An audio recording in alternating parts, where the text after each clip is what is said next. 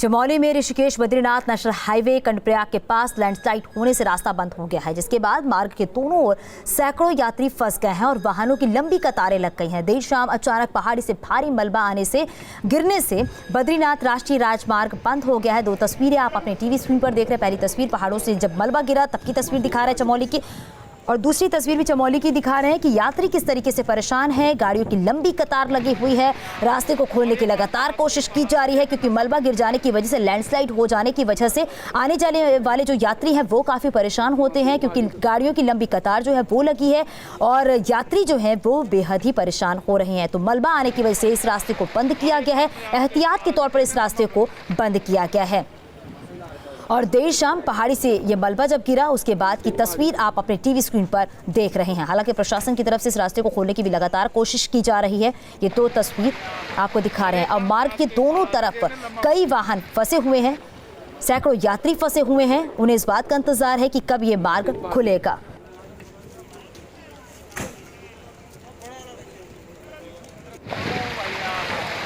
तो चार धाम यात्रा जो है वो शुरू हो चुकी है, लेकिन उससे पहले जो दिक्कतें आ रही हैं ये भी कहीं ना कहीं बड़ा सवाल खड़ा करती हैं, क्योंकि जिस तरीके से अब यात्रियों की संख्या बढ़ेगी चार धाम यात्रा जाने के लिए, उससे पहले अगर ये तस्वीरें सामने आएंगी तो यात्री बेहद ही परेशान होंगे, क्योंकि लगातार पहाड़ों की जो खबरें आती है उसमें यही होती है कि लैंडस्लाइड की तस्वीरें सामने आती है, भूस्खलन की तस्वीरें सामने आती हैं, लेकिन आने जाने वाले जो लोग हैं उनको परेशानियों का सामना करना पड़ता है।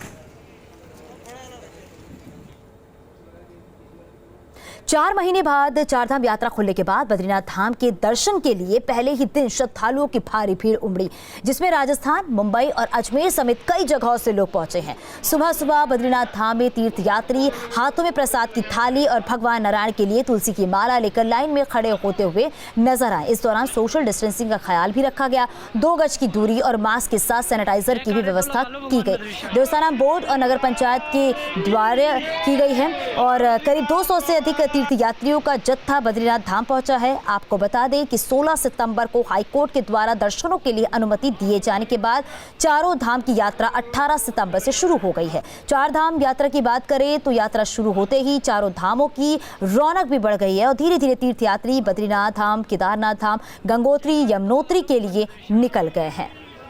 तो तस्वीरें आपको दिखा रही हैं जहां पर श्रद्धालुओं की संख्या बढ़ती जा रही है, क्योंकि अब कोर्ट की तरफ से ये अनुमति मिल गई है कि जो चार धाम यात्रा है उसे खोला जाए। और चार धाम यात्रा खुलने से व्यापारियों में भी काफ़ी उत्साह है। श्रद्धालु जो हैं वो दूर दूर से पहुंच रहे हैं बद्रीनाथ, केदारनाथ, यमुनोत्री, गंगोत्री के दर्शन करने के लिए। हालांकि जो गाइडलाइंस बनाई गई हैं, जो SOP बनाई गई हैं, उसका पूरी तरीके से पालन करना होगा। ये तस्वीरें आपको दिखा रही है जो श्रद्धालु पहुंच रहे हैं दर्शन करने के लिए, वो कितने उत्साहित नजर आ रहे हैं, क्योंकि कोविड की वजह से जो चार धाम यात्रा थी उसे बंद किया गया था। लेकिन ये पूरा मामला जब कोर्ट में पहुंचा, अब कोर्ट के से ये इजाज़त मिल गई है कि चार धाम यात्रा जो है वो शुरू हो चुकी है। मुझे यहाँ की बहुत ही अच्छा अनुभव हुआ और भगवान बद्रीनाथ के दर्शन करके तो ऐसा लग रहा है कि आंखें तृप्त हो गई, हम धन्य हो गए भगवान के दर्शन करके। और यहाँ बहुत अच्छा, यहाँ के गांव वाले भी बहुत अच्छे हैं। यहाँ हमें बहुत स्नेह और प्यार मिला और यहाँ अपनापन लगा। हमें बिल्कुल भी नहीं लगा कि हम कहीं दूसरी जगह आए हैं। उत्तराखंड में चारधाम यात्रा शुरू हो चुकी है। केदारनाथ धाम में पहले दिन भगवान केदार के दर्शन करने के लिए तीर्थ यात्री पहुंचे। यात्रा शुरू होने से घोड़ा, खच्चर, मजदूर, वाहन चालक, ढाबा, होटल, लॉज व्यापारियों में खुशी दिखी। पुलिस अधीक्षक ने बताया कि चारधाम यात्रा को खोल दिया गया है और जिले में संचालित यात्रा को लेकर पुलिस फोर्स जो है वो तैनात है। आपको ये भी बता दें, कोरोना महामारी के चलते यात्रा को पूर्ण रूप से बंद किया गया था और हाईकोर्ट ने भी कोरोना के बढ़ते मामलों को देखते हुए यात्रा पर रोक लगा दी गई थी और ऐसे में लोगों का रोजगार जो है वो पूरी तरीके से ठप पड़ गया था। कि आप अधिक से अधिक संख्या में बाबा केदारनाथ जी के दर्शनों के लिए पधारे। इन चंद लम्हों में 4 महीने से केदारनाथ जी की यात्रा पे रोक लगाई गई थी कोविड के चलते हुए। अब यात्रा आज से प्रारंभ हो चुकी है।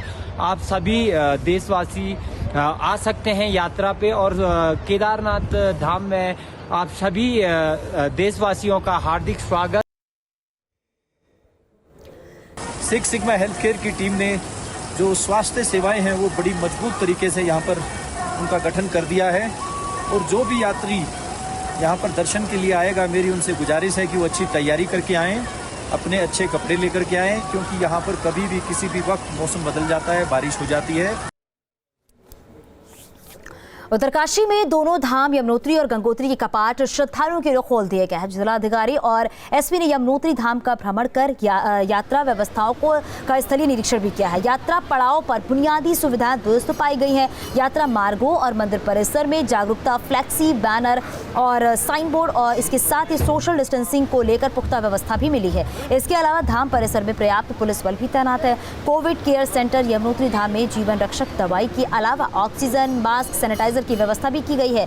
जिलाधिकारी ने यमुनोत्री धाम मंदिर में मां यमुना की पूजा अर्चना कर जनपद वासियों की खुशहाली की कामना की है।